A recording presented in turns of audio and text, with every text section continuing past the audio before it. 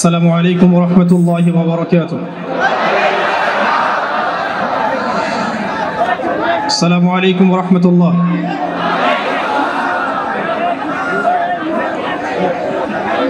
إن الحمد لله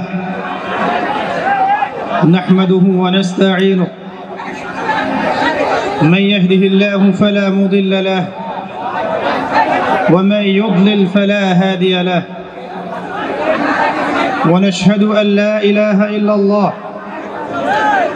وحده لا شريك له، ونشهد أن محمدًا عبده ورسوله. أما بعد، فأعوذ بالله من الشيطان الرجيم. بسم الله الرحمن الرحيم. وقال الله تعالى في كلامه المجيد والفرقانه الحميد: يا أيها الذين آمنوا اتقوا الله حق تقاته ولا تموتن إلا وأنتم مسلمون. وقال الله عز وجل: ونزلنا عليك الكتاب تبيانا لكل شيء وهدى ورحمة وبشرى للمسلمين. وقال الله تعالى: والعصر إن الإنسان لفي خسر إلا الذين آمنوا وعملوا الصالحات وتواصوا بالحق وتواصوا بالصبر. وقال رسول الله صلى الله عليه وسلم: إن الله يرفع بهذا الكتاب أقواما ويضع به الآخرين. رب اشرح لي صدري ويسر لي أمري واحلل عقدة من لساني يفقه قولي. اللهم فقهنا في الدين وعلمنا التأويل. اللهم اجعلنا منهم الذين آمنوا وعملوا الصالحات وتواصوا بالحق وتواصوا بالصبر. آمين يا رب العالمين. একটু বেসটা কমাই দেন।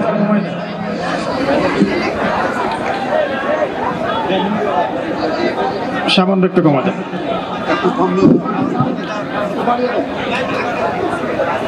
আলহামদুলিল্লাহ, যাবতীয় প্রশংসা এবং গুণগান একমাত্র মহিয়ান ও গরিয়ান আল্লাহ রাব্বুল আলামিনের জন্য, যে আল্লাহ পাক নাজিল করেছেন মহাবিশ্বের মহাবিশ্বয়ে মহাগ্রন্থ আল কুরআনুল কারীম। যে আল্লাহ পাক আজকে আমাদেরকে সুস্থ শরীরে অত্র মাহফিলে উপস্থিত হওয়ার তৌফিক দান করেছেন, আমরা সকলেই বলি আলহামদুলিল্লাহ। আবারও শুকরিয়া জানাই সেই মহান রবের দরবারে, যিনি আমাদেরকে মুসলিম পরিবারে জন্মগ্রহণ করার তৌফিক দান করেছেন, মুহাম্মদ সাল্লাল্লাহু আলাইহি ওয়াসাল্লামের উম্মহ হওয়ার সৌভাগ্য দান করেছেন। আবারও বলি আলহামদুলিল্লাহ। অগণিত অসংখ্য দরুদ এবং সালাত বর্ষিত হোক মহান আল্লাহ প্রেরিত সর্বশেষ এবং চূড়ান্ত নবী, মানবতার মুক্তির দূত মুহাম্মদুর রাসূলুল্লাহ সাল্লাল্লাহু আলাইহি ওয়াসাল্লামের প্রতি আমরা সবাই একবার দরুদ শরীফ পড়ি। আল্লাহুম্মা সাল্লি আলা মুহাম্মদ ওয়া আলা আলি মুহাম্মদ কামা সাল্লাইতা আলা ইব্রাহিম ওয়া আলা আলি ইব্রাহিম ইন্নাকা হামিদুম মাজিদ। আল্লাহুম্মা বারিক আলা মুহাম্মদ ওয়া আলা আলি মুহাম্মদ كما باركت على إبراهيم وعلى آل إبراهيم إنك حميد مجيد. সম্মানিত রাজশাহীবাসী, কেমন আছেন আপনারা? আলহামদুলিল্লাহ আলা কুল্লি হাল ওয়া ফি কুল্লি মাকান। আমরা আজকের এই মাহফিল যারা কষ্ট করে আয়োজন করেছেন, যারা অর্থনৈতিকভাবে সহযোগিতা করেছেন, শ্রম দিয়েছেন, মেধা দিয়েছেন, প্রশাসনিক সহযোগিতা করেছেন এবং আজকের মাহফিলে উপস্থিত হয়ে মাহফিলকে প্রাণবন্ত করেছেন, আমরা দোয়া করি আল্লাহ পাক তাদের প্রত্যেকের নেক হায়াতকে লম্বা করুন এবং নেক আমলগুলোকে বাড়িয়ে দিন। ইহকালীন কল্যাণ দান করুন, পরকালে মুক্তির পথ সুগম করুন। আমরা যদি পরিবেশ বজায় রাখতে না পারি তাহলে আমি কথা বলতে পারবো না। আল্লাহর ওয়াস্তে পরিবেশটা বজায় রাখেন। যারা এখানে স্রেফ ছবি তোলার জন্যে, ভিডিও করার জন্যে, সেলফি তোলার জন্যে বা বক্তাকে এক নজর দেখার জন্য এসেছেন, আসার পরে পরিবেশ নষ্ট করছেন, আমি অনুরোধ করব আপনারা বাসায় চলে যান। বাসায় চলে যান। এই লেকচার ইউটিউবে যাবে, আরাম করে চাদরের নিচে শুয়ে রাতের বেলা দেখে নিয়ে। যারা এখানে কষ্ট করে এসেছেন দূর দূরান্ত থেকে দিনের কিছু কথা শোনার জন্য এবং জানার জন্য, শুনবো, জানবো, মানবো, আমল করব, এই নিয়তে এসেছেন, আমরা তাদের জন্য আজকের মাহফিলকে উৎসর্গ করছি। আল্লাহ পাক কবুল করুন। আর ভলেন্টিয়ার ভাইরা যারা আছেন তারা খেয়াল রাখবেন, ডান এবং বাম থেকে খুব বেশি শোরগোল যেন না আসে, কারণ এই শব্দগুলো আমার কানে বেশি আসছে। আর আমি মনে মনে কিছু চিন্তা করেছি যে এই কথাগুলো আপনাদেরকে বলবো ইনশাআল্লাহ। বারংবার যদি বাধা পেতে হয় তাহলে আমার ধারাবাহিকতা নষ্ট হবে, লেকচারের মান খারাপ হয়ে যাবে। যে উদ্দেশ্যে আমরা এত কষ্ট করেছি এটা বৃথা হয়ে যাবে। আপনারা এটা চান? আল্লাহর ওয়াস্তে পরিবেশটা বজায় রাখেন। আমি প্রথমে কোরআন কারীম থেকে দুইটা উদাহরণ দিচ্ছি আপনাদেরকে। সূরাতুল বাকারার মধ্যেই দুটো আয়াত আছে, একটা সূরার মধ্যেই দুটো আয়াত আছে। একদম শেষের দিকে আল্লাহ রাব্বুল আলামিন বলেছেন, এক শ্রেণীর শ্রোতা আছে, এক শ্রেণীর শ্রোতা যারা বলে ওয়াকালু সামি'না ওয়া আতা'না, যারা বলে আমরা শুনলাম এবং মেনে নিলাম। আল্লাহ পাক তাদের প্রশংসা করেছেন। আরেক শ্রেণীর শ্রোতা আছে, এই সূরাতেই বলা আছে, যারা বলে ওয়াকালু সামি'না ওয়া আসাইনা, আমরা শুনলাম কিন্তু মানব না। এদেরকে আল্লাহ পাক এই সূরার মধ্যে নিন্দা করেছেন। আমরা কাদের অন্তর্ভুক্ত হতে চাই? শুনবো আর মানবো, না শুনবো না মানবো না? আরেকটা মাসআলা শুনে রাখেন, বড় বড় অনেক উলামায়ে কেরাম আছেন, তাদের কাছে গিয়ে জিজ্ঞাসা করবেন যে ভাই এই কথাটা বলেছে এটা সত্য না মিথ্যা। যেখানে আল্লাহ এবং তার রাসূলের কথা আলোচনা হচ্ছে,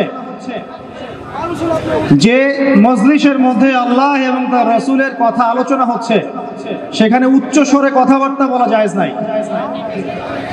আমার কথা কি বুঝতে পারছেন? এখানে আল্লাহর কথা আলোচনা হবে, নবী মুহাম্মদ সাল্লাল্লাহু আলাইহি ওয়াসাল্লামের হাদিস নিয়ে কথা হবে। এখানে কোনো ব্যক্তির কথা আলোচনা হবে না, কোনো মন গড়া দর্শন, তন্ত্র মন্ত্রের কথা আলোচনা হবে না। এই মজলিসের দুনিয়ার কোনো স্বার্থ নাই। আছে? দুনিয়ার কিছু পাওয়ার জন্য এখানে এসেছেন? অতএব যেখানে আল্লাহ এবং তার রাসূলের কথা আলোচনা হয় সেখানে উচ্চ স্বরে কথাবার্তা বলা উচিত না। সূরা হুজুরাতের প্রথম দিকের আয়াতগুলো পড়ে দেখেন, নবীর কণ্ঠস্বরের উপরে যারা কণ্ঠস্বর উঁচু করেছে আল্লাহ ধমক দিয়েছেন যে তোমাদের সমস্ত আমল ধ্বংস হয়ে যাবে, তোমরা টেরও পাবে। অতএব এই বিষয়গুলো আমরা খেয়াল রাখবো। আল্লাহ পাক বোঝার তৌফিক দান করুন, আমিন। আসুন আসুন, আল্লাহ রাব্বুল আলামিন সর্বপ্রথম একা ছিলেন এবং তিনি একাই, তার কোনো শরীক নাই। আছে? এরপরে আল্লাহ রাব্বুল আলামিন কি সৃষ্টি করেছেন বলেন? আল্লাহ পাক সর্বপ্রথম কি সৃষ্টি করেছেন? জি জি, ভুল বলেন। একজন বলেছেন আরশ, একজন বলেছেন কলম, কি হবে উত্তর? আল্লাহ পাক সর্বপ্রথম সৃষ্টি করেছেন আরশে আজিম। কানা আরশুহু আলাল মা, এবং তার আরশটা ছিল পানির উপরে। এরপরে কলম, লাউহে মাহফুজ, মহাবিশ্ব, তারপরে মহাবিশ্ব সৃষ্টি করার অনেক পরে মানুষ। আমি এইদিকে আসছি না। সর্বপ্রথম আল্লাহ পাক যে আরশটা সৃষ্টি করেছেন, এই আরশের ছায়ায় আল্লাহ পাক কিয়ামতের মাঠে 7 শ্রেণীর মানুষকে ছায়া দিবেন। কয় শ্রেণী? কিয়ামতের মাঠে কি অন্য কোনো ছায়া থাকবে? কিয়ামতের মাঠ কত ভয়াবহ এটা বোঝানোর মতো ক্ষমতা কারো নাই। নবী রাসূল বাদ দিয়ে কোনো মানুষের পক্ষে কোনো মানুষকে বোঝানো সম্ভব না কিয়ামতের মাঠটা কত ভয়ঙ্কর। এই দিন আল্লাহ রাব্বুল আলামিন তার আরশের ছায়ায় 7 শ্রেণীর মানুষকে ছায়া দিবেন। আরশটার প্রশস্ততা আমি একটু বলে নেই। কিতাবুত তাওহীদ একটা বই আছে, নাম শুনেছেন? মুহাম্মদ বিন আব্দুল ওয়াহাব রাহিমাহুল্লাহ তার লেখা। আমার ধারণা যারা সালাফি মানহাজে বিশ্বাস করেন তারা বইটা সবাই পড়েছেন। এই বইটার অনেক শারহ বা ব্যাখ্যাও আছে। এর শেষের দিকে কি একটা হাদিস আছে যেখানে বলা হয়েছে যে প্রথম আসমান থেকে দ্বিতীয় আসমানের দূরত্ব হচ্ছে প্রায় 500 বছরের রাস্তা। দ্বিতীয় আসমান থেকে তৃতীয় আসমানের দূরত্ব প্রায় 500 বছরের রাস্তা। এভাবে একটা একটা করে আসমান যাবে, 500 বছরের পথ অতিক্রম করতে হবে। 7 আসমানের উপরে আছে কুরসি।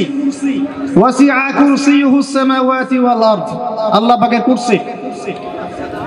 এর উপরে আছে মহাসাগর, যেই মহাসাগরের গভীরতা হচ্ছে 500 বছরের পথ। এখন বিজ্ঞান এগুলো স্বীকার না করলে আমাদের কিছু করার নাই। কারণ সবকিছু সায়েন্টিফিক্যালি প্রুভড হতে হবে জরুরি না। যেমন সহজ প্রশ্ন, ঘুম কাকে বলে, স্বপ্ন কাকে বলে, আত্মা কাকে বলে, মালায়েকা কাকে বলে, জিন জাতি কাকে বলে, এগুলোর কোনো উত্তর নাই তাদের কাছে। তাদের এপিস্টেমোলজি বা দর্শন হচ্ছে পরীক্ষা নিরীক্ষা পর্যবেক্ষণের মাধ্যমে যা লাভ করা যাবে সেটাই জ্ঞান। কিন্তু আপনি জিন জাতিকে পরীক্ষাগারে প্রমাণ করতে পারবেন না। পারবেন? মালায়েকা, ফেরেশতারা এই জায়গা ঘিরে রেখেছেন। এখন এই জায়গাটা মালায়েকা এই জায়গা ঘিরে রেখেছেন নিঃসন্দেহে, কোনো সন্দেহ নাই। কিন্তু আপনি কি এটাকে প্রমাণ করতে পারবেন? তাকে ল্যাবে প্রমাণ করতে পারবেন? আত্মা, ইয়াসআলুনাকা আনির রূহ কুলির রূহু মিন আমরি রাব্বি, আত্মা কাকে বলে আপনি কি সায়েন্স দিয়ে প্রমাণ করতে পারবেন? মানুষ স্বপ্ন দেখে, অনেক সময় স্বপ্ন সত্যি হয়ে যায়, ব্যাখ্যা দিতে পারবেন? কোনো সত্য হয় না। আমাদের বাহ্যিক দর্শনের বাইরেও একটা আধ্যাত্মিক দর্শন আছে, আর সব জ্ঞান আমাদের এই সংক্ষিপ্ত মস্তিষ্ক দিয়ে অ্যাবজর্ব করা সম্ভব নয়। আমরা অনেকেই বিশ্বাস করি মহাবিশ্ব বিগ ব্যাং থেকে সৃষ্টি হয়েছে। আল্লাহ পাক এই কুরআনুল কারীমে সূরা আম্বিয়ার মধ্যে বলেছেন, সম্ভবত 30 নম্বর আয়াতে আল্লাহ পাক বলছেন, বা'দা আউযু বিল্লাহি মিনাশ শাইতানির রাজীম, আওয়ালাম ইয়ারাল্লাযীনা কাফারু, যারা কুফরি করছে তারা কি লক্ষ্য করে দেখে না, আন্নাস সামাওয়াতি ওয়াল আরদা কানাতা রাতকান, যে এই মহাবিশ্ব এবং পৃথিবী একত্রিত ছিল একটা বিন্দুর মধ্যে, ফাফাতাকনাহুমা, এরপর আমি উভয়কে পৃথক করে দিলাম। সুবহানাল্লাহ। আফালা ইউমিনুন, এরপরেও কি তারা ঈমান নিয়ে আসবে না? আল্লাহ পাক বলছেন এটা একত্রিত ছিল, এটা অটোমেটিকলি বিস্ফোরিত হয়নি, আমি করেছি বিস্ফোরণ। আপনি কি দর্শনের পার্থক্য বুঝতে পারছেন? এখন সবকিছু এই তত্ত্ব দিয়ে প্রমাণিত হতে হবে জরুরি না, কারণ এই তত্ত্বের সীমাবদ্ধতা আছে। আল্লাহর জ্ঞানের কোনো সীমাবদ্ধতা নাই। আল্লাহ পাকের জ্ঞান অসীম। আল্লাহ পাক অসীম জ্ঞানে উপরে মহাসাগর রেখেছেন, অসীম ক্ষমতায়। এই মহাসাগরের গভীরতা প্রায় 500 বছরের পথ। এর উপরে আছে আল্লাহ পাকের আরশে আজিম, যেই আরশটাকে বহন করে আনবে কিয়ামতের মাঠে 8 জন ফেরেশতা, মাত্র 8 জন ফেরেশতা। সূরাতুল হাক্কার মধ্যে এই দলিল দেয়া আছে। সূরা হাক্কা, আল হাক্কাতু মাল হাক্কা, এই সূরার মধ্যে আছে। এখন যদি আপনি কোরআনের দলিলকে বিশ্বাস না করেন বা এটাকে আপনি মানতে রাজি না থাকেন, তাহলে আপনার সাথে আমি কথা বলে সময় নষ্ট করব না। কারণ আল্লাহ পাক বলেছেন, ইবাদুর রহমানিল্লাযীনা ইয়ামশুনা আলাল আরদি হাওনা, রহমানের বান্দা যারা, তারা পৃথিবীতে নম্রভাবে চলাফেরা করে। ওয়া ইযা খাতাবাহুমুল জাহিলুন, যখন জাহেল অজ্ঞদের সাথে তাদের সাক্ষাৎ হয়, জাহেলরা তর্ক করতে আসে, আল্লাহর বান্দারা বলে সালামুন আলাইক, তোমাদের উপর শান্তি বর্ষিত হোক। লা নাবতাগিল জাহিলুন, আমরা জাহেলদের সাথে তর্ক করি না। আপনি যদি বলেন যে আমি কোরআনের দলিল মানি না, তাহলে আমি আপনার সাথে কথা বলে সময় নষ্ট করব না। লাকুম দীনুকুম ওয়ালিয়া দীন, আপনার দর্শন আপনার, আমার দিন আমার। তোমরা কিয়ামতের মাঠে একত্রিত হবে, ফায়ুনাব্বিউকুম বিমা কুনতুম তা'মালুন, এবং আল্লাহ পাক সেদিন জানিয়ে দিবেন কে সত্য ছিল কে মিথ্যা, কে হক ছিল কে বাতিল, কে সঠিক ছিল কে বেঠিক। দুনিয়ার জীবনে সবকিছুর প্রমাণ হবে না এবং সবকিছুর ফয়সালাও দুনিয়াতে হবে না। আমরা আগে ভাবতাম যে কিয়ামতের মাঠের কি প্রয়োজন ছিল, বিপদের মধ্যে আছি আমরা, কিয়ামতের মাঠের কি দরকার ছিল, উঠতে হবে 500 বছর, অন্য হাদিসে এসেছে 50,000 বছর দাঁড়িয়ে থাকতে হবে, ঘাম ঝরতে থাকবে, আমল নামা, ডান হাত বাম হাত, পুলসিরাত, মিজান, কত সমস্যা। কি প্রয়োজন ছিল কিয়ামতের মাঠের? যত দিন যাচ্ছে এবং যত বিশ্বকে চিনতে শিখেছি, তত বুঝতে পারছি যে কিয়ামতের মাঠ আছে বলেই কোন জালেম জুলুম করে পার পাবে না। ভাগ্য ভালো যে কিয়ামতের মাঠটা আছে, এই কারণেই কোন মাজলুমের অধিকার খর্ব হবে না ইনশাআল্লাহ। সবকিছুর ফয়সালা দুনিয়াতে হবে না, আপনি সবকিছু দুনিয়াতে ডিল করতে পারবেন না। যাই হোক, যদি কোরআন মানতে আপত্তি থাকে তাহলে তর্ক করে সময় নষ্ট করতে যায়েন না, আপনি আপনার গতিতে কাজ করেন, যারা অস্বীকারী তারা তাদের গতিতে কাজ করবেন। যাই হোক, সূরা হাক্কার মধ্যে বলা আছে 8 জন ফেরেশতা আরশে আজিম টেনে নিয়ে আসবে কিয়ামতের মাঠে। যে প্রসঙ্গে কথাটা বলতে যাচ্ছি সেটা হচ্ছে, আল্লাহ পাক এই কিয়ামতের মাঠে 7 শ্রেণীর মানুষকে আরশের ছায়ায় ছায়া দিবেন। খুশি হলেন না? কিয়ামতের মাঠে আল্লাহ পাক 7 শ্রেণীর মানুষকে এই আরশের ছায়ায় ছায়া দিবেন। আমরা কি তাদের অন্তর্ভুক্ত হতে চাই? চান না? এই হাদিসটা এসেছে সহিহ বুখারীর মধ্যে 660 নম্বর হাদিস, সহিহ মুসলিমের মধ্যে হাদিসটা আছে। আবু হুরায়রা রাদিয়াল্লাহু আনহু থেকে বর্ণিত, নবী করিম সাল্লাল্লাহু আলাইহি ওয়াসাল্লাম বলেছেন, সাবআতুন, 7 শ্রেণীর মানুষ, ইউযিল্লুহুমুল্লাহু ইয়াওমাল কিয়ামাহ ইয়াওমা লা যিল্লা ইল্লা যিল্লুহ। কিয়ামতের মাঠে 7 শ্রেণীর মানুষকে আল্লাহ পাক তার আরশের ছায়ায় ছায়া দিবেন, যেদিন এই ছায়া ব্যতীত অন্য কোনো ছায়া থাকবে না।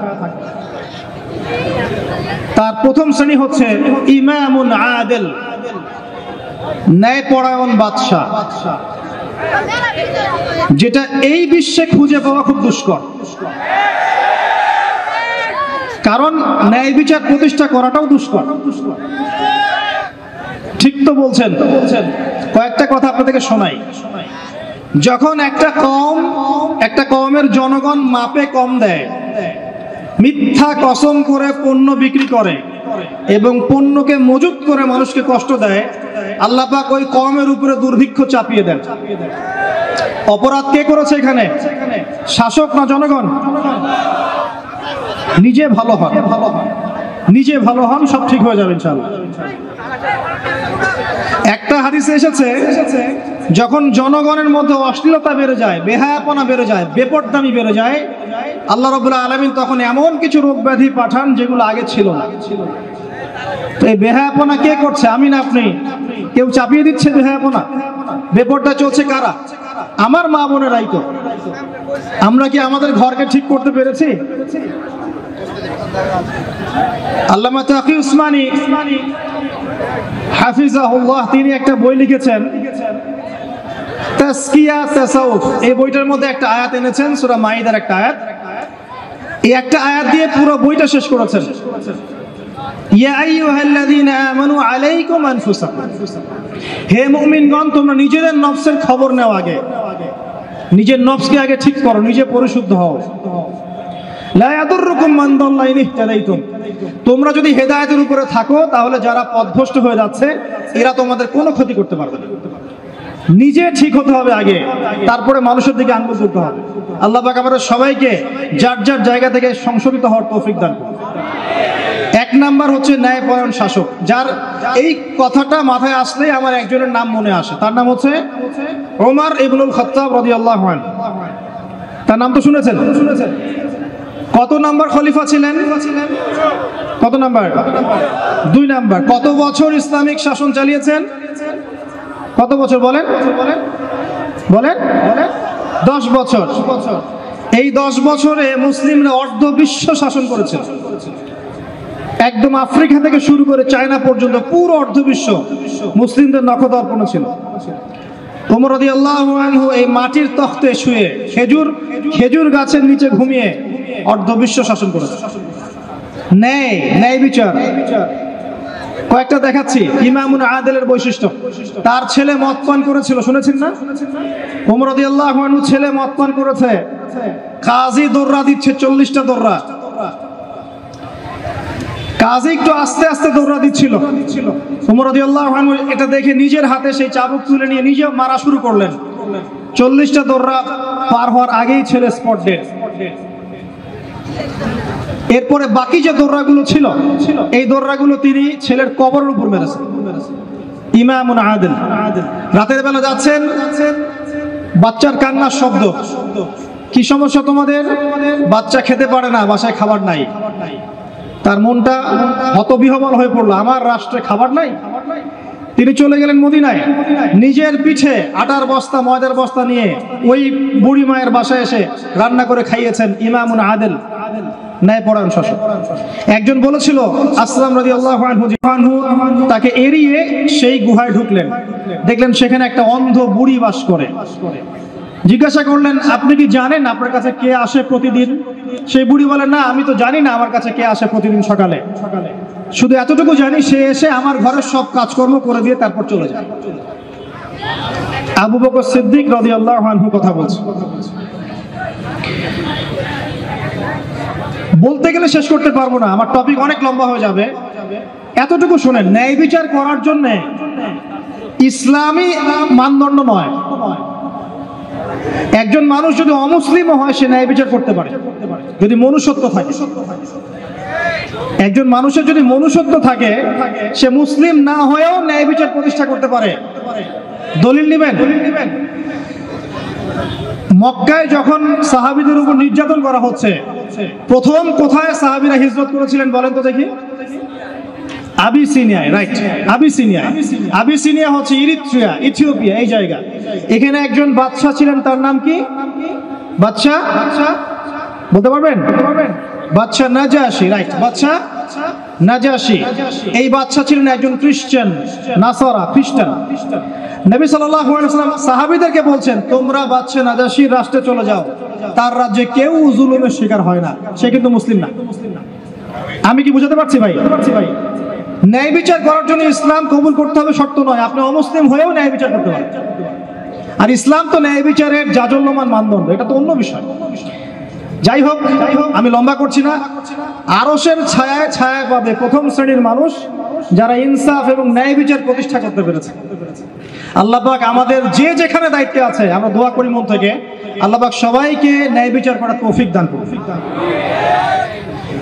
2 নাম্বার শ্রেণী যারা আরশের ছায়া ছায়া পাবে তারা হচ্ছে ওয়াশাবুন, এমন যুবক নাশআ ফি ইবাদাতিল্লাহি তাআলা, যে ব্যক্তি আল্লাহর ইবাদতে তার যৌবনকালকে কাটিয়ে দিয়েছে। এই সুযোগটা কি আপনার সামনে নাই? আমার সামনে নাই? আল্লাহর জন্য জীবন কাটিয়ে দেওয়ার মানে কি? আপনি কালিমা শিখবেন, তাওহীদ শিখবেন, শিরক কাকে বলে শিখবেন, সুন্নত বেদাত শিখবেন, হালাল হারাম শিখবেন, ফরজ ওয়াজিব সুন্নত মুস্তাহাব শিখবেন, 5 ওয়াক্ত নামাজ পড়বেন, দ্বীনের জ্ঞান অন্বেষণ করবেন, কোরআন তেলাওয়াত করবেন নিয়মিত, আল্লাহর জিকির আজকার করবেন, হালাল একটা রিজিকের ব্যবস্থা করবেন, আদর্শ একটা পরিবার করবেন। এই তো, আল্লাহ কি আপনার কাছে বেশি কিছু চান? যুব সমাজকে আল্লাহ পাক বলেছেন যে তারা যদি তাদের যৌবনকালটাকে আল্লাহর পথে বিলিয়ে দিতে পারে আল্লাহ পাক আরশের ছায়ায় ছায়া দিবেন ইনশাআল্লাহ। আর কিয়ামতের মাঠে যে 5টা প্রশ্ন হবে, এক্সট্রা 5টা প্রশ্ন, তার মধ্যে দ্বিতীয় প্রশ্ন হচ্ছে তুমি তোমার যৌবনকাল কোন কাজে ব্যয় করেছিলে। প্রশ্ন হবে ইন টোটাল 8টা। কয়টা? 8টা। 3টা প্রশ্ন কবরে আর 5টা প্রশ্ন হাসরে। আমরা মনে করি যে 3টাই প্রশ্ন হবে, হয়তো বা প্রশ্ন হবে 8টা। 3টা কবরে, 5টা হাসরে। কবরের 3টা আপনারা জানেন, মান রব্বুক। যদি কেউ দুনিয়াতে আল্লাহর সাথে শিরিক করে থাকে সে উত্তর দিতে পারবে না, যদি তওবা না করে মারা যায়। মা দীনুক, যদি ইসলামকে ঠাট্টা হাসি তামাশার ছলে গ্রহণ করে তাহলে এই প্রশ্নের উত্তর দিতে পারবে না। মান নবিয়ুক, নবীর সুন্নাহ মতো না চললে এই উত্তর দিতে পারবে না। এরপরে হাসরের মাঠে গিয়ে প্রথম প্রশ্ন, তোমার সারা জীবন কোন কাজে ব্যয় করেছো। যদি সারাটা জীবন আমরা কোরআন সুন্নাহ মতো চলি ইনশাআল্লাহ উত্তর দিতে পারবো, ইনশাআল্লাহ। দ্বিতীয় প্রশ্ন, সারা যৌবন কোন কাজে ব্যয় করেছো, স্পেশালি যৌবন সম্পর্কে প্রশ্ন। আর এই যৌবনটা আল্লাহর পথে বিলিয়ে দিলে পরে আপনি আরশের ছায়া পাবেন ইনশাআল্লাহ। 3 নম্বর প্রশ্ন হবে সম্পদ কোন পথে উপার্জন করেছো, কোন পথে ব্যয় করেছো। কোন পথে উপার্জন করেছো প্রশ্ন নাম্বার 3, আর কোন পথে ব্যয় করেছো প্রশ্ন নাম্বার 4। আর 5 নাম্বার হচ্ছে ইলম অনুযায়ী আমল করেছিলে কিনা, জানা অনুযায়ী আমল করেছো কিনা, এটা 5 নাম্বার প্রশ্ন। এই 5টা হচ্ছে হাসরের মাঠের স্পেশাল প্রশ্ন, যার মধ্যে 2 নাম্বারটা হচ্ছে যৌবনকাল সম্পর্কে, তোমার যৌবন কোন কাজে ব্যয় করেছো। প্রিয় ভাইরা, যৌবনকালে প্রথম নসিহত করব 5 ওয়াক্ত নামাজ পড়েন ভাই। আল্লাহর ওয়াস্তে 5 ওয়াক্ত নামাজ পড়েন, নামাজটাকে ছাড়েন না। আর যাই করেন নামাজটা ছাড়েন না। নামাজ আপনাকে অন্য সমস্ত পাপ থেকে দূরে রাখবে ইনশাআল্লাহ তাআলা। মহিলাদের নামাজ নাই, ছেলেদের সারা জীবন কিছু ছেলে নামাজ পড়ে না, ছেলেদের নামাজ নাই এমন কোন হিস্ট্রি পাওয়া যায় না কোরআন সুন্নাহয়। মহিলাদের কিছু কিছু দিন নামাজ নাই এটা দলিল পাওয়া যায়, পুরুষ মানুষের নামাজ নাই এমন দলিল পাওয়া যায় না। কি করবেন? 5 ওয়াক্ত নামাজ জামাতে পড়ার চেষ্টা করবেন। যদি জামাত না পান কমপক্ষে বাসায় পড়বেন। যদি ঘুমিয়ে থাকেন, ঘুম থেকে উঠে দেখলেন নামাজের ওয়াক্ত চলে গেছে, কাজা করবেন। যদি মুসাফির হন তাহলে কসর করবেন। কোন সময় নামাজ বাদ? কোন সময় নামাজ বাদ নাই। যুদ্ধ হচ্ছে মুসলিমদের সাথে অমুসলিমদের, কথার কথা। যুদ্ধ করছে যারা, আজানের ওয়াক্ত হয়ে নামাজের ওয়াক্ত হয়ে গেছে, এক শ্রেণী যুদ্ধ করবে, এক শ্রেণী নামাজ পড়বে। আবার যারা যুদ্ধ করা হয়ে গেছে এরা পিছনে চলে আসবে, আবার নামাজি ব্যক্তিরা সামনে চলে যাবে নামাজ পড়বে। মাফ নাই কোনো। আপনাকে ধাওয়া করেছে কেউ শত্রুপক্ষ, ইশারায় তখন নামাজ পড়তে হবে। জীবনে নামাজ পড়েন নাই অনেকদিন, আপনি হিসাব করেছেন এত ওয়াক্ত নামাজ আমি পড়ি নাই, পড়তে হবে। তওবা করতে হবে। আল্লাহ পাক তওবা কবুল করলে মাফ করে দিতে পারেন, কিন্তু সবচেয়ে ভালো হবে আপনার নামাজটা হিসাব করে পড়ে ফেলা। এটাই সবচেয়ে ভালো মত আমার কাছে মনে হয়। নামাজের কোনো মাফ নাই।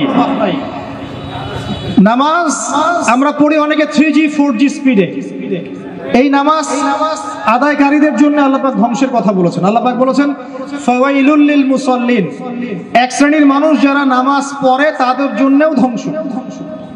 এক শ্রেণীর মানুষ যারা নামাজ পড়ে তাদের জন্যও ধ্বংস। কারা? তারা আল্লাযীনা হুম আন সালাতিহিম সাহুন, যারা নামাজের ওয়াক্ত, নামাজের পদ্ধতি, নামাজের ইহসান, খুশু খুজু এগুলো সম্পর্কে ওয়াকিফাল নয়, গাফেল।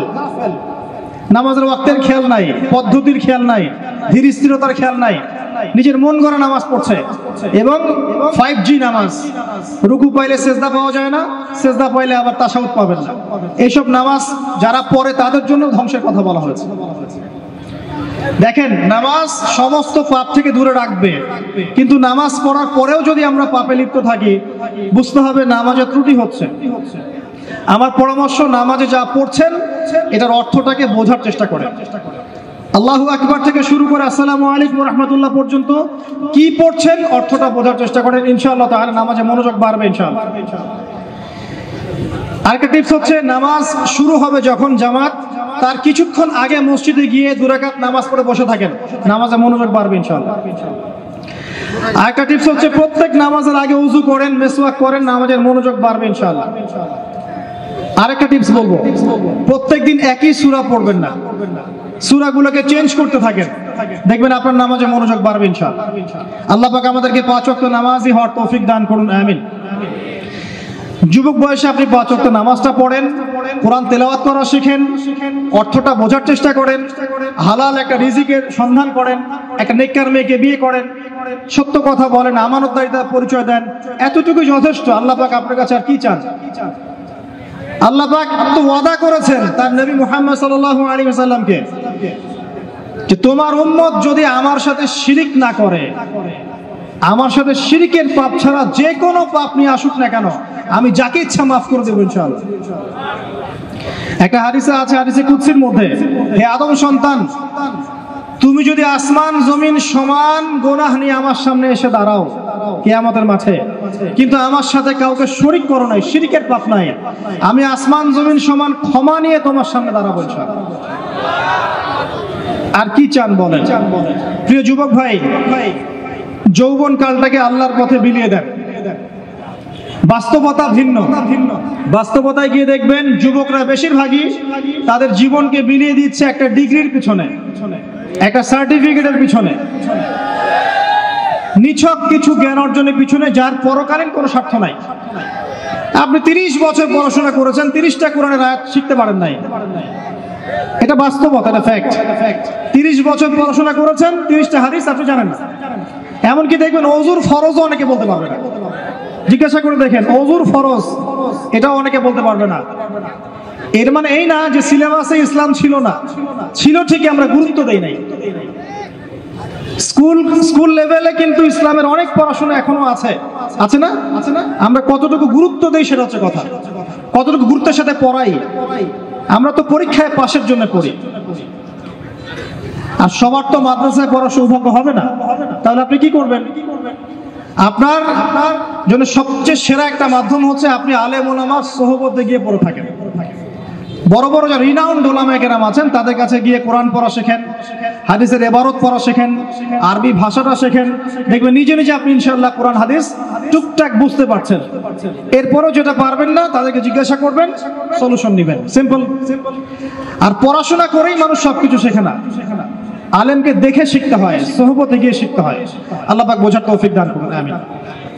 প্রিয় ভাই, বাস্তবতা ভিন্ন। বাস্তবতা হচ্ছে আমরা ডিগ্রির পিছনে, সার্টিফিকেটের পিছনে সময় নষ্ট করছি, একটা চাকরির জন্য সারা জীবন ঢেলে দিচ্ছি, মনে করছি রিজিকের মালিক আমি নিজেই, হালাল হারামের কোনো পরোয়া করছি না, একটা হারাম জবকে পাওয়ার জন্য দিন রাত উজাড় করে দিচ্ছি।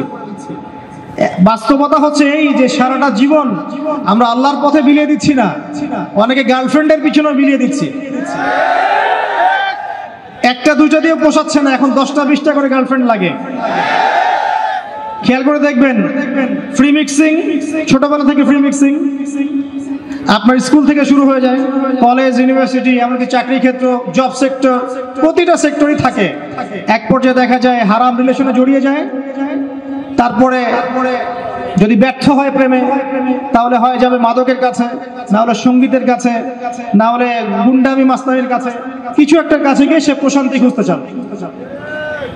কিন্তু সে বুঝতে পারছে না যে প্রশান্তি আসলে দুইটা জিনিসের মধ্যে আছে, এক আল্লাহর আনুগত্য, দুই তার রাসূলের সুন্নাহ। সহজ কথায় প্রশান্তি দুইটা বিষয় পাবেন, এক 5 ওয়াক্ত নামাজ পড়েন মসজিদে, প্রশান্তি পাবেন, দুই নিয়মিত এক পারা করে কোরআন তেলাওয়াত করেন, প্রশান্তি পাবেন। আপনি গান শুনছেন, গান এটা আপনাকে সাময়িক বিমোহিত করছে, আপনাকে প্রশান্তি দিবে না, একটা সাময়িক একটা মোহ, একটা হ্যালুসিনেশনের মতো। আর এগুলোর পিছনে আছে বিশাল বিজনেস। আর এই সেক্টরগুলোর মধ্যে যে মানুষগুলো আছে এদের ব্যক্তিগত চরিত্র কত সুন্দর এটা আপনারা ঘাটলে বুঝতে পারবেন। বহু মানুষ আছে এই সব সেক্টরে যারা সমকামী। সমুদ্রের কিনারায়, কক্সবাজারের সমুদ্রের কিনারায় দাঁড়িয়ে যখন আমরা দেখি যে দুইটা ছেলে হাত ধরে হাঁটছে, একজন আরেকজনকে জড়িয়ে ধরছে, একজন আরেকজনকে চুমুও খাচ্ছে, তখন আর অবাক হই না এখন, কারণ সমকামীতে এত বেড়ে গেছে দিন দিন, এগুলো এখন ইউজ টু হয়ে যাচ্ছে আমরা এগুলোর সাথে। আপনি কোথায় আছেন আপনি জানেন না। আমরা এখন এমন সব পাপ করি যে পাপ সম্পর্কে একটা কথা উপমা স্বরূপ বলছি আমি, ওই জান্নাত সম্পর্কে বলা হচ্ছে না, জান্নাত এমন জায়গা যা কোনো চোখ দেখে নাই, কোনো কান শোনে নাই, কোনো মন কল্পনা করে নাই। এমন জায়গা না জান্নাত?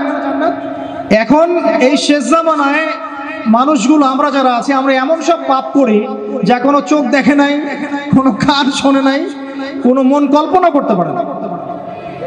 এখন ছেলে ছেলেকে বিয়ে করছে, ছেলে ছেলের সাথে লিভ টুগেদার, মেয়ে মেয়েকে বিয়ে করছে।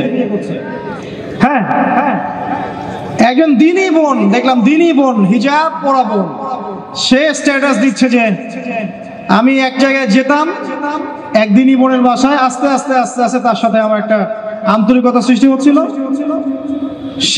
সেই মেয়ের আবার হাজবেন্ড থাকে দেশের বাইরে, তো ছলে বলে কৌশলে সে কখনো এই মেয়ের গায়ে হাত দেয়, কখনো এটা করে, কখনো সেটা করে। সে বলে আমি তালিমে যাওয়া বাদ দিয়ে দিলাম। দিনই বোন, আর বাইরের অবস্থা কি তাহলে ভাবেন? এখন যত দিন যাচ্ছে এগুলো বাড়ছে। পাপ আপনি চিন্তাই করতে পারবে না যে মানুষ এখানে এগুলো পাপ করতে পারে। মেয়ে মেয়ে একসাথে থাকে এবং একসাথে তারা একে অপরের যৌন চাহিদা পূরণ করে। বলবেন যে এগুলো কিভাবে জানলেন? ভাই, ইন্টারনেট সবকিছু জানিয়ে দেয়। এখন এটা জানিয়ে দেওয়ার যুগ। আপনি বাসায় দেখবেন তরকারি রান্না করেছেন, ফেসবুকে দিয়ে দিলেন। কাপড় ধুয়েছেন, ফেসবুকে। স্ত্রীর সাথে বাইকে ঘুরেছেন, ফেসবুকে। মানে আমরা এখন প্রাইভেট লাইফ আর পাবলিক লাইফের পার্থক্য বুঝি না, নিজেরাই সব জানিয়ে দিতে চাই। এখান থেকে জানা যায় মেয়ে মেয়ে একে অপরের যৌন চাহিদা পূরণ করছে। বলতে পারেন কিভাবে সম্ভব? সম্ভব করার জন্য যে উপকরণের দরকার সেটাও বাজারে চলে এসেছে। এটা শেষ জামানা, এটা শেষ জামানা। আপনি কোন সাইনের অপেক্ষা করছেন? মানুষ দাড়ি টুপি পরা মানুষকে দেখবেন যে অনেকেই আছে বোনের সম্পত্তি দিবে না, সম্পত্তির অধিকার দিবে না, মেয়েদেরকে পড়াশোনা করাবে না, অনেক কিছুই জুলুম। এদিকে নামাজ পড়ছেন মাশাআল্লাহ, অর্থনৈতিক জীবনে দেখবেন সুদ খাচ্ছে, দাড়ি টুপি বলা। আমি আমাদের সমস্যা নিয়ে বেশি কথা বলতে চাই। অন্যরা ইসলাম বোঝে না, তাদের কাছে ইসলামের দাওয়াত এভাবে পৌঁছে নাই। তারা জানে না এর মধ্যে চূড়ান্ত সত্যের উৎস আছে, সমস্ত সমস্যার সমাধান আছে। আমরা তো জানি। তাহলে আমরা জানার পরে আমি দাড়ি রেখে কেন, নামাজ পড়ে কেন সুদ খাবো? এই উত্তরটা আমাকে দেন। আমি নামাজ, 5 ওয়াক্ত নামাজ পড়ে, হজ উমরা করে, যাকাত দিয়ে আমি কেমন করে ঘুষ নিব? কিভাবে আমি একজন মুসলিম ছেলে হয়ে বিবাহ বহির্ভূত সম্পর্ক করতে পারি? কিভাবে আমাদের মুসলিম পরিবারের মেয়েরা বেপরদায় বাইরে যেতে পারে? অমুসলিমদের কথা বাদ দেন, আমাদের কথা চিন্তা করেন। আলাইকুম আনফুসাকুম, নিজেদের খবর নেওয়া আগে। এমনও পাপ হচ্ছে এখন, আপনি আপনার কান শোনে নাই, হৃদয় কল্পনাও করে নাই। একটা ছেলে রাস্তায় হাঁটছে, ছেলেটার মধ্যে মেয়েলি স্বভাব।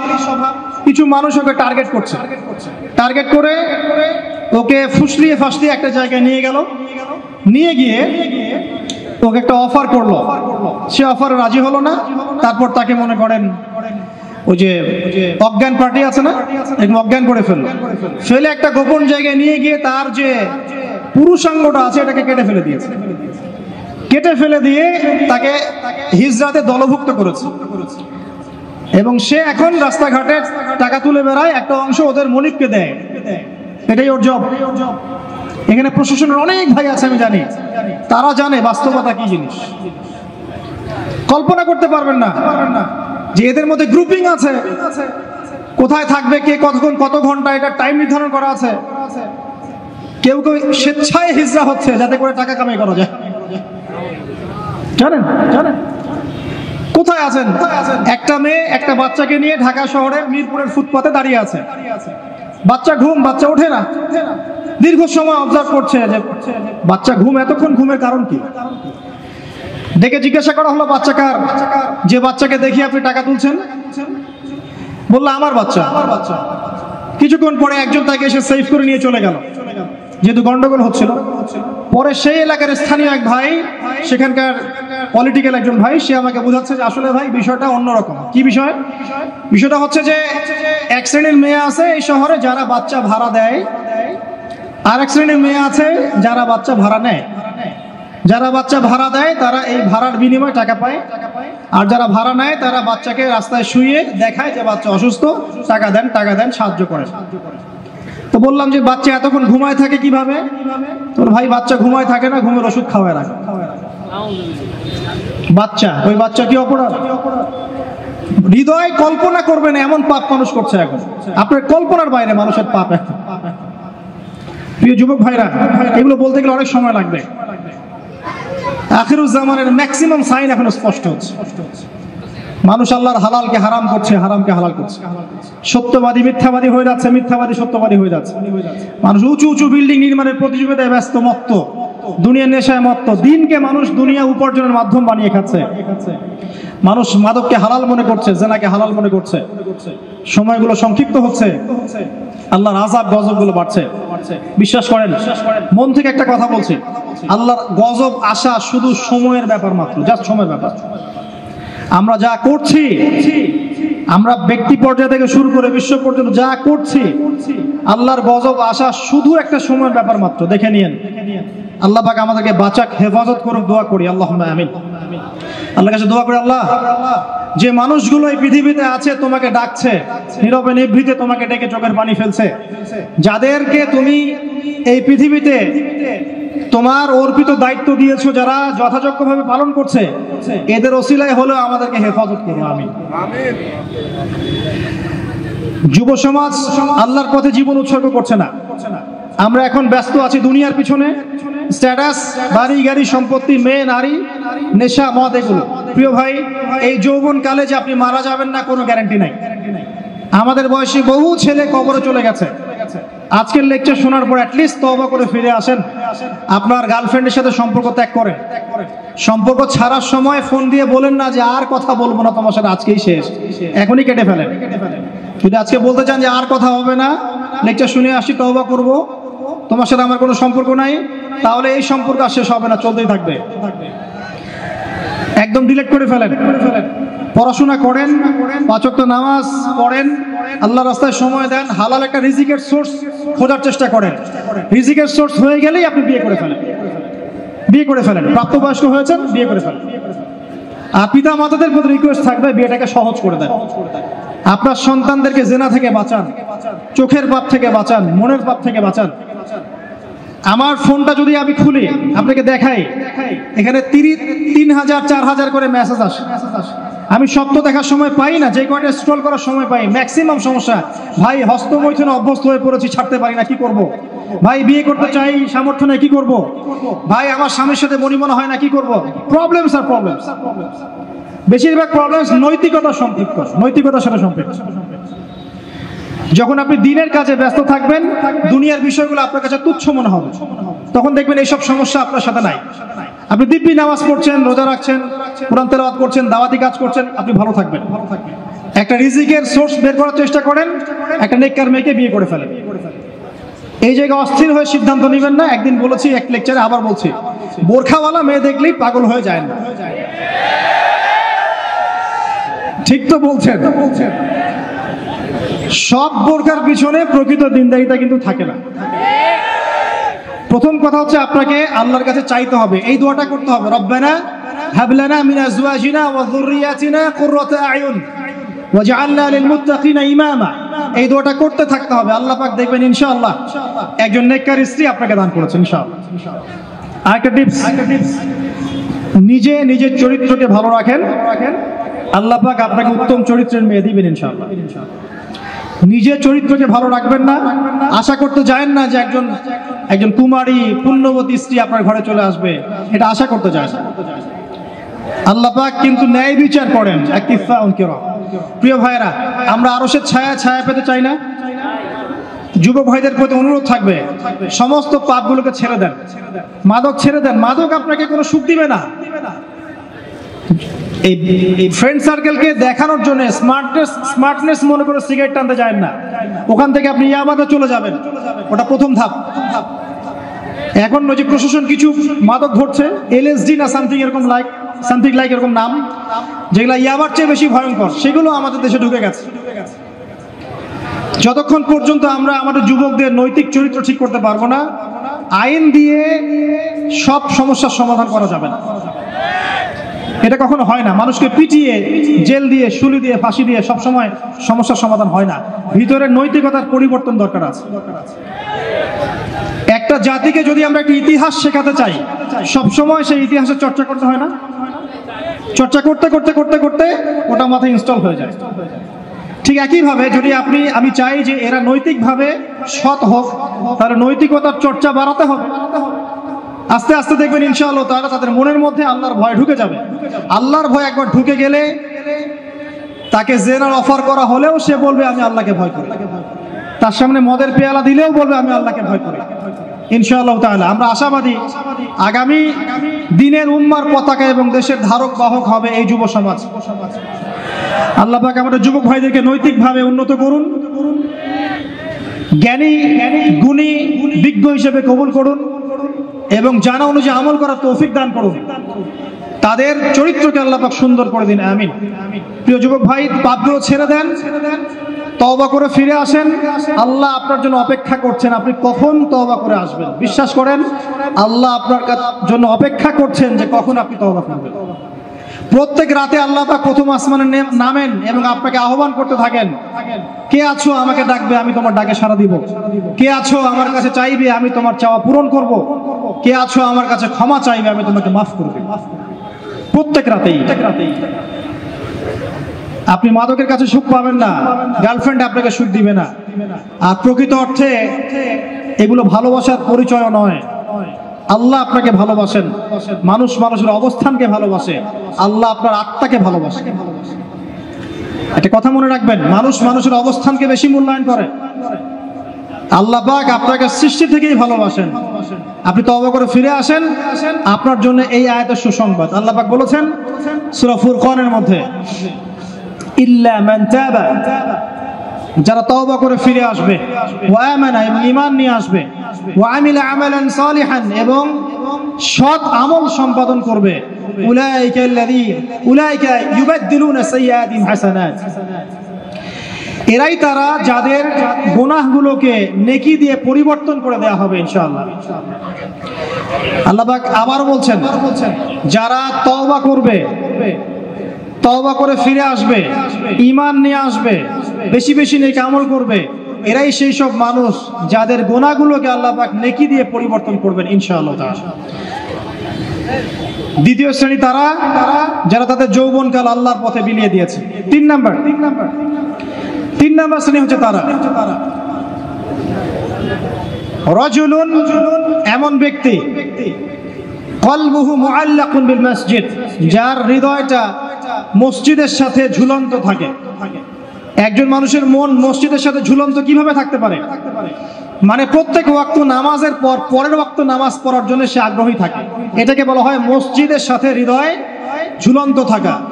এই শ্রেণীর মানুষকে আল্লাহ পাক আরশের ছায়া দিবেন ইনশাআল্লাহ তাআলা। এটা কি আমরা করতে পারি না ভাই? আল্লাহ পাক আমাদেরকে তৌফিক দান করুন, আমিন। 4 নম্বর শ্রেণী রাজুলান, এমন দুইজন ব্যক্তি, হোক নারী বা পুরুষ, তাহাব্বা ফিল্লাহ, যারা একে অপরকে আল্লাহর জন্য ভালোবাসে। একে অপরকে আল্লাহর জন্য ভালোবাসে, দুনিয়ার স্বার্থে নয়, আল্লাহর জন্য, দ্বীনের স্বার্থে ভালোবাসে। ইজতামা আলাইহি ওয়া তাফাররাকা আলাইহি, একত্রিত হয় তারা আল্লাহর জন্য, বিচ্ছিন্ন হয় আল্লাহর জন্য। অতএব যাকে ভালোবাসতে চান আল্লাহর জন্য ভালোবাসেন। আপনার স্ত্রী, আপনার সন্তান, আপনার বাবা, আপনার মা, যাকে ভালোবাসেন, মহব্বত করেন, আল্লাহ পাক আপনাকে কবুল করেছেন, আমিন। এরপরে রাজুলুন, এমন ব্যক্তি, ভালো করে শুনেন, রাজুলুন এমন ব্যক্তি, দাআতহু ইমরাতুন যাত মানসাবিন ওয়া জামাল, এমন একজন ব্যক্তি যাকে সুন্দরী উচ্চ বংশের কোন মেয়ে জেনার জন্য আহ্বান করেছে। এমন একজন ব্যক্তি যাকে সুন্দরী উচ্চ বংশের কোন মেয়ে জেনার জন্য আহ্বান করেছে, বা আপনাদের ভাষায় যে আমার সাথে অ্যাফেয়ার করবি, আমার সাথে চা খাবি, আমার সাথে কফি খাবি, আমার সাথে ঘুরতে যাবি, এই টাইপের অফার করেছে আর কি, আমার সাথে আজকে থাক, এই টাইপের। সেই ব্যক্তি বলছে ইন্নী আখাফুল্লাহ, আমি আল্লাহকে ভয় করি। এই ব্যক্তিকে আল্লাহ পাক আরশের ছায়া দিবেন ইনশাআল্লাহ। পারা যাবে এটা ইনশাআল্লাহ? এই কথাটা একজন নবী বলেছিলেন, তার নাম কি? ইউসুফ আলাইহিস সালাম। এই সূরার মধ্যে সবচেয়ে বড় যে মিস্টেকটা আমরা করি সেটা হচ্ছে আমরা ইউসুফ আলাইহিস সালামের চেহারা সৌন্দর্য নিয়ে কথা বলি, তাই না? তিনি অনেক সুদর্শন ছিলেন ইত্যাদি ইত্যাদি। তার চেহারার সৌন্দর্য চাইতে তার আখলাক অনেক বেশি সুন্দর ছিল, এটা আমরা ভুলে যাই। ইউসুফ আলাইহিস সালামের আখলাক বা চেহারার চেয়ে আখলাক অনেক অনেক বেশি সুন্দর ছিল। আল্লাহ পাক আমাদেরকে তার মতো চরিত্র লালন করার তৌফিক দান করুন। এটা হচ্ছে এক শ্রেণীর মানুষ যাদেরকে আরো সে ছায়া দেওয়া হবে। আর এক শ্রেণী হচ্ছে রাজুলুন যাকারাল্লাহ খালিয়ান, এমন একজন ব্যক্তি যে আল্লাহকে নীরবে নিভৃতে স্মরণ করে, গোপনে আল্লাহকে স্মরণ করে, কেউ দেখছে না, সে গোপনে আল্লাহকে স্মরণ করে। ফাদাত আইনাহু, তার চোখ দিয়ে ঝরঝর করে পানি পড়তে থাকে। প্রিয় ভাইরা, মনে করতে পারেন লাস্ট কবে আমরা আল্লাহকে স্মরণ করে কেঁদেছি? মনে পড়ে? রমজান মাসে কারা কারা আল্লাহকে স্মরণ করে কেঁদেছেন? হাত তোলেন দেখি। মাশাআল্লাহ, আলহামদুলিল্লাহ। আল্লাহকে স্মরণ করে যারা কাঁদতে পেরেছে তাদের জন্য সুসংবাদ, ওই চোখ জাহান্নামের আগুন দেখবে না যেই চোখ দিয়ে আল্লাহর ভয়ে আল্লাহর স্মরণে অশ্রু প্রবাহিত হয়েছে। খুশি হননি? সেই চোখ জাহান্নামের আগুন দেখবে না যেই চোখ আল্লাহর ভয় কেঁদেছে। আল্লাহ পাক আমাদেরকে তার ভয় কাঁদার তৌফিক দান করুন, আমিন।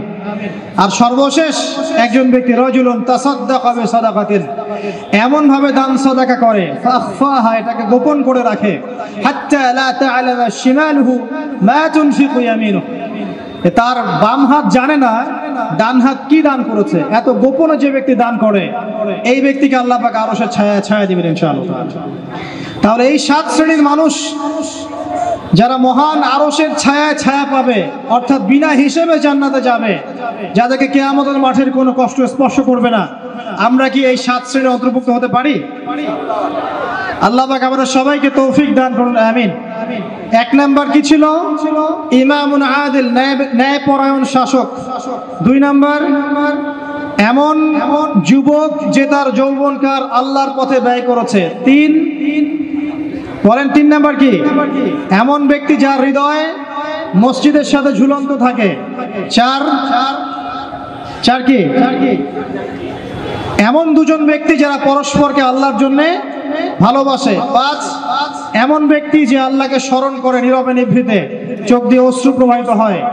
6 এমন ব্যক্তি যাকে কোনো নারী, সুন্দরী নারী আহ্বান করে জেনার জন্য, সে বলে আমি আল্লাহকে ভয় করি। আর 7 এমন ব্যক্তি যে এত গোপনে দান সদকা করে যে তার বাম হাত জানে না ডান হাত কি দান করেছে। আল্লাহ পাক আমাদের সবাইকে এই 7 শ্রেণীর অন্তর্ভুক্ত হওয়ার তৌফিক ইনায়াত করুন, আমিন। আর একটা ছোট্ট জিনিস শেয়ার করে আমি আলোচনা শেষ করবো ইনশাআল্লাহ। অনেক লম্বা আলোচনা করে আসলে লাভ নাই, মূল কথা অল্প। ইমাম শাফিঈ রাহিমাহুল্লাহর নাম শুনেছেন? ইমাম শাফিঈ রাহিমাহুল্লাহ বলতেন, লাউ আনজালাল্লাহু হাযিহি সূরা লাওয়াসিআতহু, আল্লাহ পাক যদি পুরো কোরআন নাজিল না করে শুধুমাত্র এই সূরাটুকু নাজিল করতেন যথেষ্ট ছিল। তিনি আরো বলতেন যে একজন মুসলিমের উপরে কোরআন শিক্ষা করা যেমন ফরজ, ঠিক তেমনি আরবি ভাষাটা শেখাও ফরজ। তিনি এই কথা বলেছেন, আমি বলি না, কিন্তু আমি তার এই মতের সাথে একমত। কোন সূরা? সূরাতুল আসর। আল্লাহ পাক বলছেন ওয়ালা আসরি, সময়ের কসম, আপনার হেদায়েতের জন্য যথেষ্ট। সময়ের কসম, মহাকালের কসম, ইন্নাল ইনসানা লাফি খুসর, এই পুরো মানব জাতি ধ্বংসের মধ্যে আছে, ক্ষতির মধ্যে আছে। ইল্লাল্লাযিনা আমানু, তারা নয় যারা ঈমান এনেছে, ওয়া আমিলুস সলিহাত, এবং সৎ আমল করেছে, ওয়া তাওয়াসাউ বিল হক, এবং পরস্পরকে সত্যের উপদেশ দিয়েছে, ওয়া তাওয়াসাউ বিস সবর, এবং পরস্পরকে ধৈর্যের উপদেশ দিয়েছে। এই 4টা গুণ যারা অর্জন করতে পারবে ইনশাআল্লাহ তাআলা দুনিয়া এবং আখিরাত উভয় জাহানের যে কোনো ক্ষতি থেকে, বালা মুসিবত থেকে আল্লাহ পাক তাদেরকে হেফাজত করবেন ইনশাআল্লাহ তাআলা। সময়ের কসম কেন? 3টা মেসেজ, একটু মনোযোগ দেন। সময়ের কসমের পিছনে 3টা মেসেজ। 1, সময় আপনার জীবনের সবচেয়ে মূল্যবান জিনিস। সময় চলে যাচ্ছে, হায়াত চলে যাচ্ছে। বরফ গলে যায় যেমন আমাদের দিন রাত চলে যাচ্ছে, হায়াত গলে যাচ্ছে, ঠিক ওই রকম। 2 নাম্বার মেসেজ, আল্লাহ পাক অতীতকালের দিকে তাকাতে বলছেন। অতীতকালের দিকে তাকিয়ে দেখেন, প্রত্যেক যুগে যুগে যারাই কোরআন এবং সুন্নাহ মানে আল্লাহ এবং তার রাসূলের বিরোধিতা করেছিল, আল্লাহ পাক তাদেরকে সমূলে ধ্বংস করেছেন। এই শিক্ষা আল্লাহ দিতে যাচ্ছেন। ফেরাউন ধ্বংস করেন নাই, আল্লাহ পাক ধ্বংস করেন নাই। নমরুদ আল্লাহ পাক ধ্বংস করেন নাই। নূহ আলাইহিস সালামের কওমকে আল্লাহ পাক ধ্বংস করেননি। আদ জাতি, সামুদ জাতি, কওমে মাদিয়ান, এগুলোকে আল্লাহ পাক ধ্বংস করেননি, করেছেন।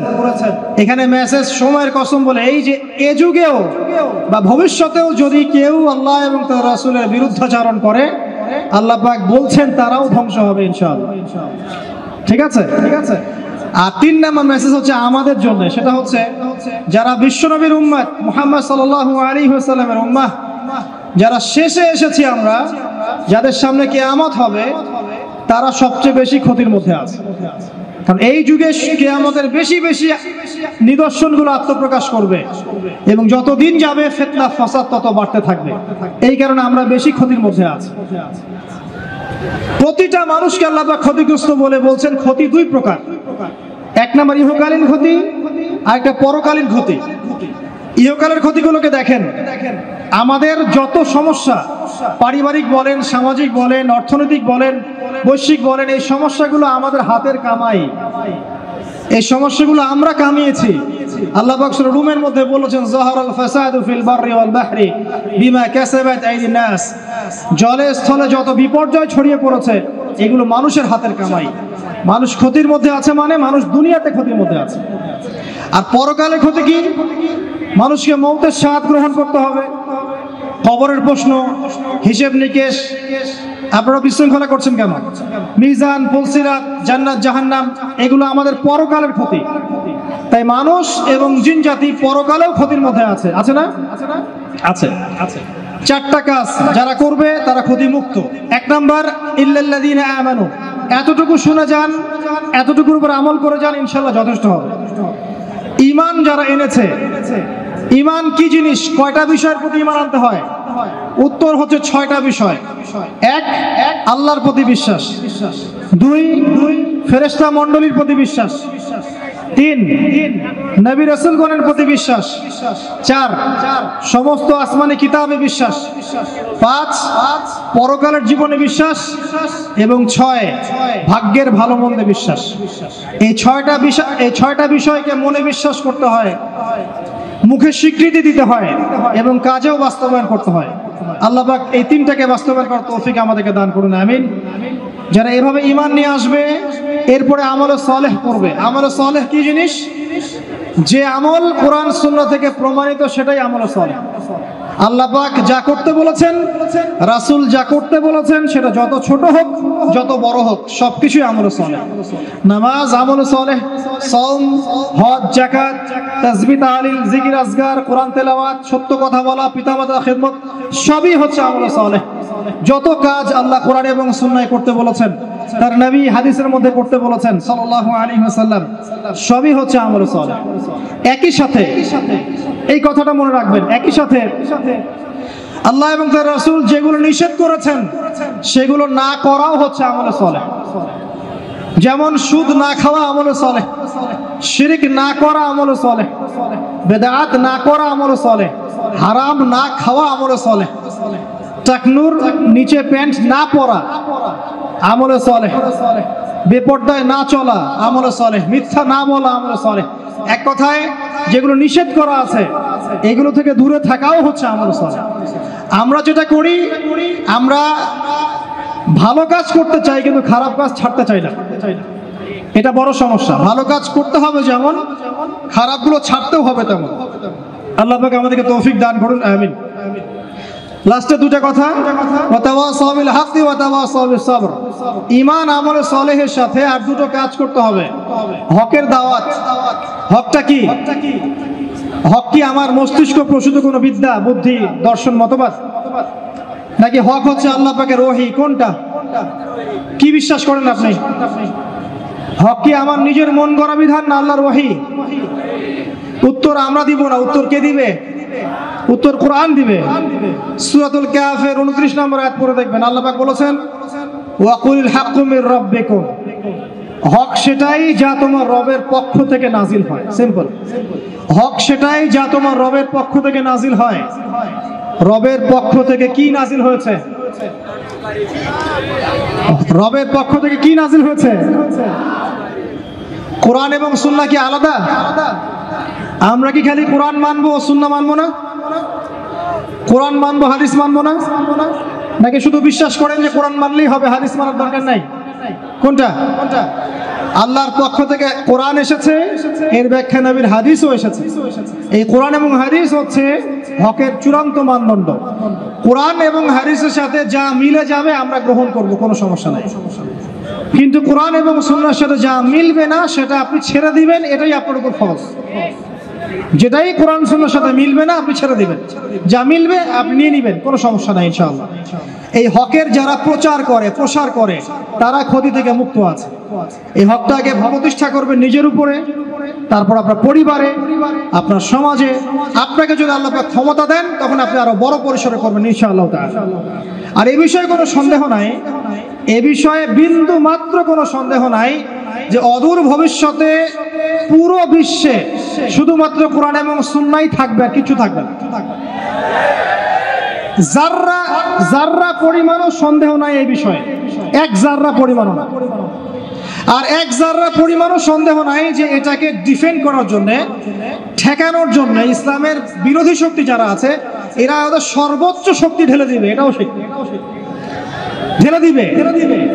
ভিতর থেকে, বাহির থেকে, ডান থেকে, বাম থেকে, উপর থেকে, নিচ থেকে, সব দিক থেকে ঢালবে। কিন্তু জাররা পরিমাণ সন্দেহ নাই যে অদূর ভবিষ্যতে পুরো বিশ্বে শুধুমাত্র কোরআন এবং সুন্নাহই থাকবে, আর কিছু থাকবে না। এটা বিশ্বাস করছেন না? অপেক্ষা করতে থাকেন, দেখেন আল্লাহ পাক কি করেন। এটা আল্লাহর ওয়াদা, ওয়াদাল্লাহ, এটা আল্লাহ পাকের ওয়াদা। আল্লাহ পাকের ওয়াদার কোনো ব্যত্যয় নাই। লা মুবাদদিলা লিকালিমাতি, আল্লাহর কালিমার কোনো পরিবর্তন, এটা হবেই। এখন আমাকে জিজ্ঞাসা করতে আসেন না ভাই কত বছরের মধ্যে, এটা আমাকে জিজ্ঞাসা করতে আসেন, ননসেন্স প্রশ্ন। অদূর ভবিষ্যৎ মানে ভবিষ্যৎ, এটা হবেই ইনশাআল্লাহ। অতএব আমাদের দায়িত্ব কি হাত গুটিয়ে বসে থাকা? আমল করবেন, পড়াশোনা করবেন, পরিবার করবেন, আপনি আপনার সাধ্যমতো দিনের দাওয়াতি কাজ করবেন, মধ্যমপন্থী থাকবেন, চরমপন্থী হবেন না, শৈথিল্যতাবাদীও হবেন। আল্লাহ পাক তৌফিক দান করুন, আমিন। আর সর্বশেষ যেটা ওয়াতাওয়াসাউ বিস-সাবর, এই হকটা যখন আপনি প্রচার করবেন তখন আপনার বিভিন্ন দিক থেকে বালা মুসিবত আসবে। পরিবার থেকে আসতে পারে, সমাজ থেকে আসতে পারে, ডান বাম উপর নিচ থেকে আসতে পারে। এই সময় আপনাকে ধৈর্য ধারণ করতে হবে, সবর করতে হবে। এই সবরের কোনো বিকল্প নাই। ইন্নাল্লাহা মা'আস সাবিরিন, আল্লাহ পাক ধৈর্যশীলদের সাথেই আছেন। সবর মানে হাত গুটিয়ে বসে থাকা নয়, পরিস্থিতি পরিবর্তনের চেষ্টা করার নাম সবর। ঠিক আছে? এবং সেটা হবে মধ্যম পন্থায়, এগ্রেসিভলি না। কারণ একটা শান্তিপূর্ণ পরিবেশের মধ্যে যদি আপনি আত্মঘাতী কিছু করতে চান, চরমপন্থা অবলম্বন করতে চান, তাহলে আদতে পুরো জাতির ক্ষতি হয়ে যাবে। এটা আমরা কখনোই হতে দিতে চাই না। এই জন্য আমরা বলবো সবর করবেন, হিকমা প্রজ্ঞার সাথে মধ্যম পন্থায় ইসলামকে এগিয়ে নেবেন ইনশাআল্লাহ তাআলা। যুব সমাজ আছে, এর পরের প্রজন্ম আছে, তার পরের প্রজন্ম আছে, আল্লাহ রাব্বুল আলামিন তাদের হাতে ইসলামের পতাকা তুলে দেবেন ইনশাআল্লাহ তাআলা। পরিস্থিতি খুব দ্রুত, র্যাপিডলি পরিবর্তন হয়ে যাবে সারা বিশ্বে। পুরো বিশ্ব দাঁড়িয়ে আছে এমন একটা জায়গায়, যে কোনো সময় ডিজাস্টার হয়ে যেতে পারে। আপনি চিন্তা করছেন 50 বছরের প্ল্যান, এত সময় হয়তো বা আপনি পাবেন। আপনি ভুল করছেন যে আপনি বড় হব, চাকরি বাকরি করব, ব্যবসা বাণিজ্য করব, তারপরে আল্লাহর পথে ফিরে আসব, এত সময় হয়তো আপনি নাও পেতে পারেন। ইসলামকে মূল্যায়ন করেন, কোরআন সুন্নাহকে মূল্যায়ন করে ফিরে আসেন, আমল করেন, পড়াশোনা করেন, পরিবার করেন, দাওয়াতি কাজ করেন, দ্বীনের খেদমতে কাজ করেন, মধ্যমপন্থী থাকেন। এই পুরো জাতিটা একটা উম্মাহ। আমাদের জাতির মধ্যে যারা আছি আমরা আমাদের ঊর্ধ্বতন কর্তৃপক্ষ যারা আছে, আমাদের প্রশাসনের ভাইরা যারা আছে, নারীরা, যুব সমাজ, শিশু, সবাই মিলে একটা কমিউনিটি। আমরা কেউ কারো শত্রু নই, আমরা কেউ কারো শত্রু নই। এবং কেউ যদি কারো প্রতি আঘাত করে তাহলে নিজের হাত দিয়ে নিজের হাত কাটা হবে। সবাই মিলেই শান্তিপূর্ণভাবে দ্বীন ইসলামকে এগিয়ে নিতে হবে। নিজেদের মধ্যে আপোষে বিশৃঙ্খলার কোনো সুযোগ নাই। ওয়াতাসিমু বিহাবলিল্লাহি জামিআন ওয়া লা তাফারাকু, তোমরা সবাই ঐক্যবদ্ধভাবে আল্লাহর রজ্জুটাকে আঁকড়ে ধরো। তখন দেখবেন ইসলামের বিরোধী শক্তি যারা আছে তারা তখন আপনাকে ভয় পাবে। আদারওয়াইজ আই ওয়াজ শোডাউন করে আর এই সেলফি সংস্কৃতি দিয়ে কোনো লাভ নাই। ইসলামের বিজয় হবে না, এভাবে ইসলামের বিজয় হবে না। শেকড় থেকে আপনাকে কাজ করতে হবে। শেকড়ে ফিরে আসেন। আমরা পড়াশোনা করতে পারি না, পড়াশোনা করতে চাই না, আমরা কোরআন পড়তে চাই না, হাদিস পড়তে চাই না, আমরা আমল করি না, আমরা মাপে কম দেই, আমরা সুদ খাই, আমরাই ঘুষ খাই, আমরাই দুর্নীতি করি। শেকড়ে ফিরে আসেন। শেকড় নষ্ট হয়ে গেছে, শেকড়টা পচে গেছে, শেকড়টাকে ঠিক করতে হবে। নতুন প্রজন্মের দরকার যারা শেকড়কে ঠিক করবে। আস্তে আস্তে ইনশাআল্লাহ দেখবেন চারা গাছ না বড় বৃক্ষ হবে ইনশাআল্লাহ। আমি আপনাদেরকে ওয়াদা করছি যে কোরআন এবং হাদিস এর জাজল্যমান প্রমাণ যে আগামী ভবিষ্যতে, অদূর ভবিষ্যতে পুরো বিশ্বে ইসলামের জয় জয়কার হবে ইনশাআল্লাহ। এখন যা দেখছেন এগুলো থাকবে না। ইসলাম বিরুদ্ধে যারা উঠে পড়ে লেগেছে সারা বিশ্বে, এগুলো থাকবে না। কিন্তু আপনার আমার দায়িত্ব যদি আমরা পালন না করি, আল্লাহ আমাদেরকে সরিয়ে দিবেন, দিয়ে নতুন কওমকে এই জায়গায় নিয়ে আসবেন। ওয়াইন তাতাওয়াল্লাউ, তোমরা যদি মুখ ফিরিয়ে নাও, ইস্তাবদিল কওমান গায়রাকুম, আল্লাহ পাক নতুন কওমকে তোমাদের জায়গায় আনবেন। সুম্মা লা ইয়াকুনু আমসালাকুম, তারা তোমাদের মতো অপদার্থ হবে। অতএব আমরা আমাদের সময়কে মূল্যায়ন করি, আমরা একটা ঐক্যবদ্ধ জাতি হিসেবে এগিয়ে যাই, আমরা পড়াশোনা করি, শিক্ষিত হই, বিজ্ঞান শেখেন, প্রযুক্তি শেখেন, জেনারেল পড়াশোনা করছেন করেন, সেই জ্ঞানটাকে ইসলামের কল্যাণে কাজে লাগান। মেডিকেল সায়েন্স পড়েন, ইঞ্জিনিয়ারিং পড়েন, সবকিছুই পড়েন। এর সাথে আপনার কোরআন সুন্নাহর ভিত্তিটা শক্ত করেন। আপনার সন্তানদেরকে মানুষ করেন, নৈতিকতা শেখান, যুবকদেরকে আল্লাহর পথে ফিরিয়ে নিয়ে আসেন। আস্তে আস্তে দেখবেন ফলাফল আসবে ইনশাআল্লাহ। রাতারাতি কিচ্ছু হবে না। তাই আমি এই কনস্ট্রাকটিভ কিছু কথা বলে আমার লেকচারকে উড়িয়ে নিয়েছি। আল্লাহ পাক আমাদের সবাইকে ওই আরশে আজিমের 7 শ্রেণীর মধ্যে অন্তর্ভুক্ত করুন, আমিন। এবং দুনিয়া এবং আখিরাতে সাফল্য পাওয়ার জন্য আমাদেরকে ঈমানদার হওয়ার তৌফিক দান করুন, বেশি বেশি আমল সালেহ করার তৌফিক দান করুন, আমাদেরকে হকের উপর থাকার তৌফিক দান করুন, হকটাকে প্রচার প্রসার করার তৌফিক দান করুন, এবং ধৈর্য ধরার তৌফিক দান করুন। রাতারাতি আমরা যেন কোনো ফলাফল আশা না করি, আমরা ধৈর্য ধরে আস্তে আস্তে এগিয়ে যাই। ইনশাআল্লাহ দেখবেন আল্লাহ পাক আজ হোক আর কাল হোক আল্লাহর জমিনে আল্লাহর দ্বীনের পতাকা পথ করে উঠবে ইনশাআল্লাহ তাআলা। আল্লাহ পাক আমাদের সবাইকে কথাগুলো বোঝার তৌফিক দান করুন। আমার কথার মধ্যে যে ভুল ত্রুটিগুলো আমি করেছি সেগুলো জন্য আমি ক্ষমা প্রার্থী। আল্লাহ পাক আমাকে যেন মাফ করে দেন, আর আল্লাহ পাক আমল করার তৌফিক দান করেন, আমিন। একটা রিকোয়েস্ট আছে আমার কাছে যে এই মাহফিল সফল করতে অনেক খরচ হয়েছে, আপনারা জানেন। আল্লাহর ওয়াস্তে আপনারা আল্লাহকে সন্তুষ্ট করার জন্য নিজেদের স্বার্থ মতো সামর্থ্য অনুযায়ী আল্লাহর পথে সাদাকা করুন। আল্লাহ পাক তৌফিক দেন, আমিন। আল্লাহুম্মা আইযাল ইসলাম ওয়াল মুসলিমিন।